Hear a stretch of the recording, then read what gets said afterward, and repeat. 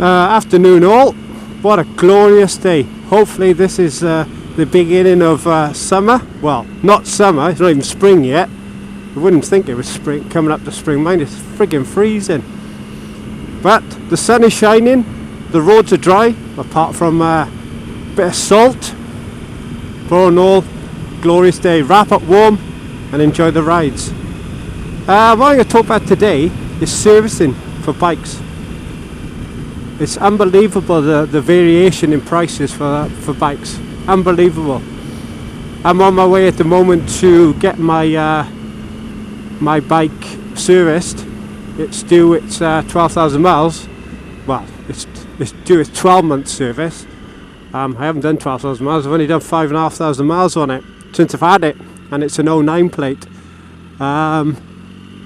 But before I'm going to the regular guy I normally go to. I thought I'd do a bit of ringing around just in case, like going to the dealers, the specialists, the guys that made the bike, and obviously going to like Triumph for myself. So I phoned up yesterday to find out how much it would cost me for an interim service, because that's all the bike needs, ready to get it ready for the season to start. So I phoned up Triumph at York. I won't give any names. But I phoned them up at York and asked them for interim service. Now I was expecting for an interim service about £175 to £200. So when they actually came back with that, I was pretty happy. I thought that's a good price. That's what I was expecting. But what they don't tell you, or what they do tell you, that's just a basic rate. That's just a basic. That's like your beginner package for your service. If you want, obviously, like your brake lines and everything else done, your pads cleaned and stuff like that, it bumps it up. So what was £175 turns into about £250, which really, if you're using your bike all year round, is pretty reasonable. But if you're only using it in the summertime, then I think that's quite a lot of money. So I asked them, just out of curiosity, how much it would cost for a full service. That's everything included, all of it, £450. Now, in this current climate, people haven't got £450 hanging around to pay on their motorbikes. So I was a bit taken back by how much it was going to be, and how long it was going to take them as well, because of the labour side of it. So I made a few phone calls then. I phoned a motorbike shop down in Thirsk, asked them, full service, about £500, interim service, anything between £200 and £300, depending on if you wanted the same type of things, brakes cleaned and everything else, your calipers cleaned, so £200 to £300. If you wanted just your brakes fluid changed and your oil changed, that was £170 just for those two things. And I thought, that's absolutely ridiculous.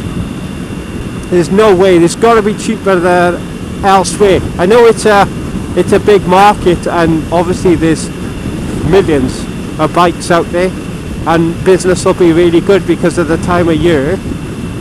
But for them to actually say, to put that price on it, I think it's absolutely ridiculous, basically. So I'm off to a guy in Northallerton called Stuart. He's an ex-British superbike rider. He's got his own garage, his own dyno centre and all that in there. And obviously I'm military, so I'm lucky enough I get 10% off with him.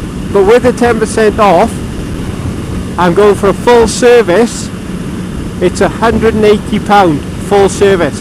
Now, yeah, I know you're all going to say, you're all going to be thinking, 180 quid, it's 450 at Triumph, but it's only 180 quid with this guy. Or if you take the 10% away, it's £200. But at the end of the day, it's all done on reputation.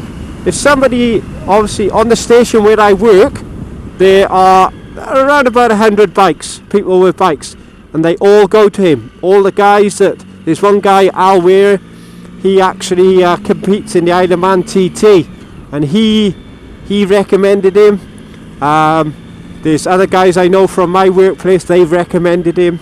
So it's all done on reputation at the end of the day. So I would rather go to somebody with a reputation for doing a good job than actually going to a main dealer and having them do it. Just because of the fact you know what you're getting. You're going to reliable, it's going to be on this guy.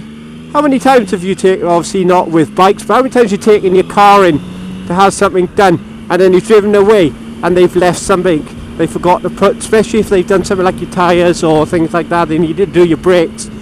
They've taken your tyres off and they haven't put the nut wrench back in the car. So you drive home, you break down, bang, you forget about it. You go to change your tyre and you've got no tyre brace to get your wheels off. So you're knackered.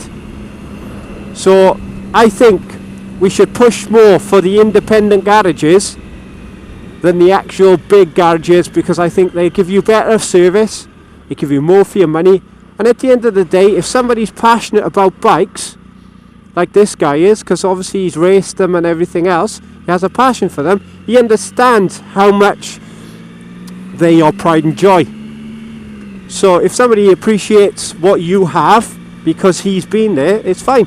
I'm not saying that all dealers are like that, but what I am saying is, somebody wants a job, they just do a job, they go in there, they do the job and get on and crack on and go home.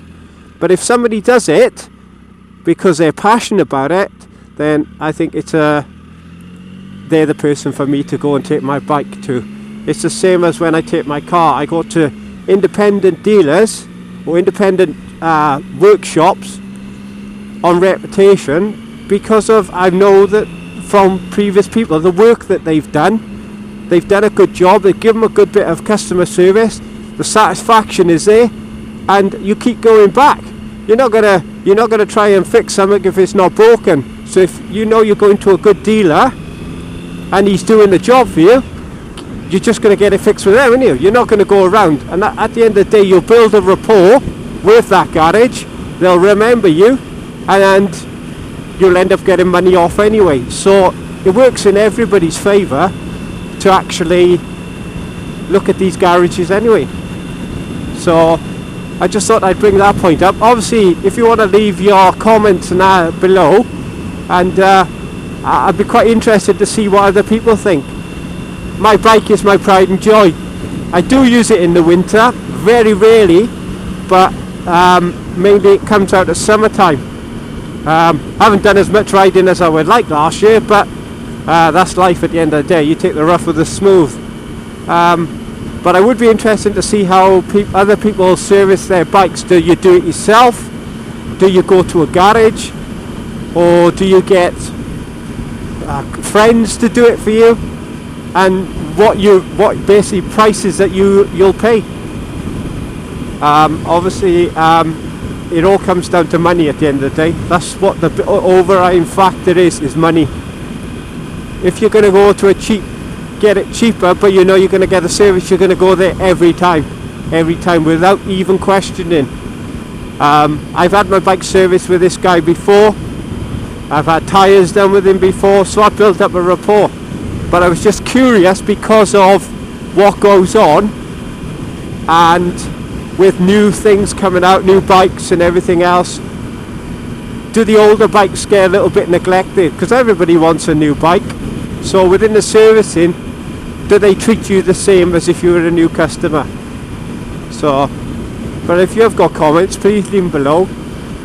You'll have to excuse my accent. This is my second actual vlog. I've watched loads of people on YouTube. Some are hilarious and some are very informative. So if you want to drop me a thing, or subscribe, or whatever, leave a note. I'll be quite happy to answer and give you any tips on what I've experienced with servicing from my side. But at the end of the day, it's all about cost and customer service. You got the massive corporations that do what they do, but they have to make money at the end of the day. This guy makes money because of his reputation alone. so if he didn't, he wouldn't be open. So I'll leave that with you guys. I hope that you've managed to get out this evening. It is the 27th of February. It's rather nippy. I've got my works uniform on underneath my motorbike kit, so I'm quite snug at the moment. But yeah, so safe riding, take care of yourself.